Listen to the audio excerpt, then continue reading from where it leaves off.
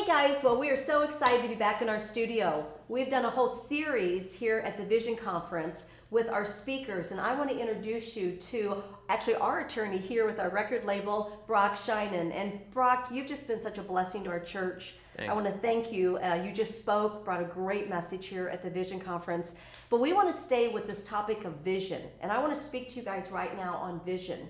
And Brock, we were just dialoguing. I know you represent a lot of very well-known labels. Right. You can talk who they are if you feel so led to, but I'm sure you have seen vision. I'm sure that you have seen a lot of labels come and go, and the highs and the lows. And how do you stay true to a vision? Maybe you're pursuing the music industry, and maybe you're watching this right now going, wow, give me some pointers.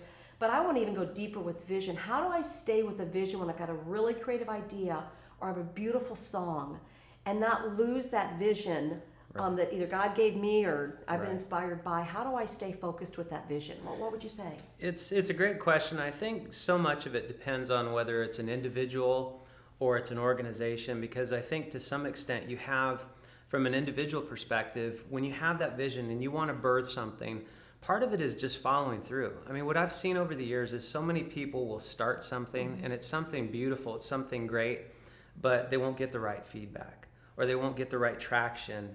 And it just kind of kills something in them where they just let go of it. And I see the same thing organizationally, but I think when you look at what's coming out of you creatively and wanting that to thrive and wanting that to actually pull more out of you, and you want to see more follow that, so much of it is just allowing it to have its life. And when it gets punched and when it gets, it doesn't go exactly how you plan, to keep pouring in. That's such a critical piece that I see that's missing, is to keep pouring in, keep pouring into it. Don't quit. Well, let's talk a little bit more about this. So as you've seen artists come along, and I'm just curious because here we are kind of in the LA, OC area. Artists come to LA, they're going to pursue the industry, they're going to be found.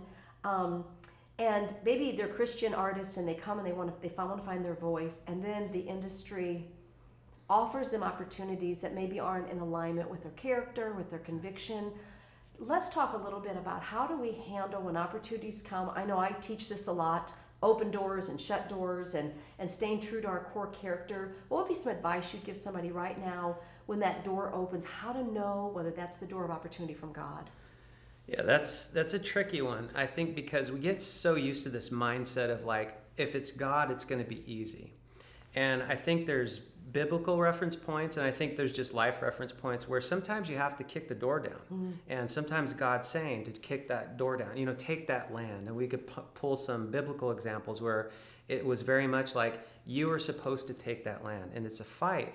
But I think on the value side of it is that we have these sort of situational ethics, and we go into the industry and we think, well, when I'm there, I'll figure it out. And I truly believe if you don't have a plan for how you're going to deal with that, you're just going to trip over yourself. If you don't know, I'm reminded of, I was being asked a similar question probably 8 or 9 years ago. And I said, you got to be like a hobbit. And I know it sounds funny, but those things can't get to you. Yeah.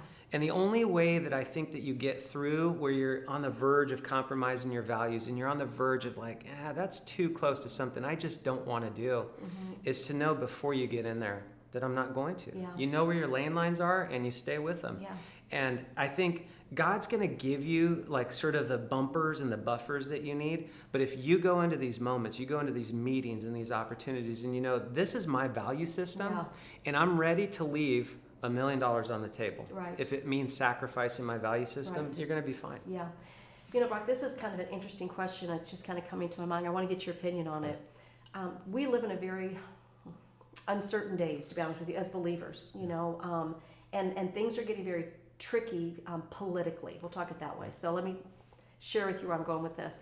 I was just speaking to someone who has a great opportunity with a very large company, but the company was offended by their email address because it had God in it. Right. So they said, hey, we have to cease business with you today, or you got to get a new email address. And the person said to me, I'm going to give them my other email address, and hey, no big deal, just use this email address. And something in this little Baptist girl rose up in me and goes, how could you compromise? How could you? Sure. Because there's something in me. But then as he began to share with me, the greater good is when I get in the situation with this organization and company, they're going to see Christ shine. I cannot suppress the Almighty God that's in me. Absolutely. So let's talk a little bit. Where's the fine line of opportunity that might seem like a compromise to someone? Sure. When in reality, it's an open door with a testimony, with a simple, hey, use this email address if that offends you. Where do you draw that line? It's a great question, and I actually am reminded of part of John C. Maxwell's story, where he talked about he was preaching. He's taught, his languaging is to believers. And then he had a survey done, and I don't remember if it was his publisher, if he hired an outside company, but he realized that more than half of the people following him, reading his materials or whatever, were out, marketplace people. Yeah. And he said, I'm not speaking their language. So, and this is my perception of how he actually walked through it, was I'm going to change some of the languaging. And it's still going to be biblical. It's still Christ. It's still filled with the Spirit. Yes. But the language that we use is going to be something they understand. Yeah. And he told a story later in another interview where there were business leaders that he was speaking to. And they were like, this is amazing. What's your source? What's your source material? And he said, you don't want to know. Yeah, right? Right. And they kept pushing Trust him. What do you, no, seriously, like are you reading these kind of manuals or journals? Like, what's your source? And he goes, you don't want to know. And he said so the event ended and one of them pulled him aside and said, no, I need to know. What is your source? And he said, the Bible. Yeah. And through a series of events and relational issues, this guy came to Christ, but it was through understanding, no, John C. Maxwell knows what he's talking about. Right. And he's speaking my language, but he's filled with the Holy Spirit. He's filled with Yeah. God. So I think that's a big piece of it. Yeah. And I think, Brock, you've watched this journey over the last few years with us here at Influence Church, and we obviously have Influence Music. I'm going to do a shout out to Influence Music, and Brock, you have so walked alongside of us. But we just came from a panel with our team, and they began talking about how often the church doesn't write songs for the world. Right. We have to go to the world to get world songs. And it's funny because, like, if I'm listening to a secular song, I almost feel I have to hide. Like, I can't let anybody know I'm listening to a secular song. Right. There's Christian songs and there's secular songs. And we have this division. Why can't we have a song that ministers to all? And I understand, somebody's watching or listening to the podcast right now going, hey, Tammy, you just don't get it. No, I do get it. But I do know that we can write songs like we just did, Proud, or our new song, Honest, that's getting ready to come out. And a real lost world, or Rebels, the song that we're doing, can come out. You can find me with the rebels, the dreamers, and the sinners. And that's life. Can you speak to that? And how do we find this neutral place that we reach the world with real songs and a real message? Where's that balance? Yeah, I think that it's a tough road. I do. I think almost every worship label that I've ever worked with and ever known has kind of asked that question. And I do personally believe that some of it has to do with definitions. Okay. When we say congregational worship, we're talking about a congregation of believers engaging in worship. Okay. And I think maybe there's languaging around congregational worship that is slightly different than worship as a broader concept. We can worship God with our music, but it's not necessarily intended for singing in the church. Maybe there's a line that we start to draw. And over here in this little bucket is stuff it's definitely intended, it's written for our body, it's written for believers. Yeah. Then there's this other stuff that maybe we can sing in church, but maybe it can be sang outside of church. And I'm reminded of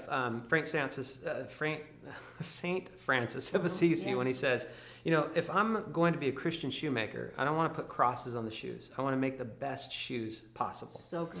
With music, we want the same thing, but there's a context for when we don't necessarily want to be worshiping God with language that's intended for the world, when it's about worship in that moment. Yes. But there's times where we want to bring Jesus to the world that it's going to use language that the world's familiar with, pain and loss and suffering. So I do think part of it is just defining the use and defining, for me, and I'm very...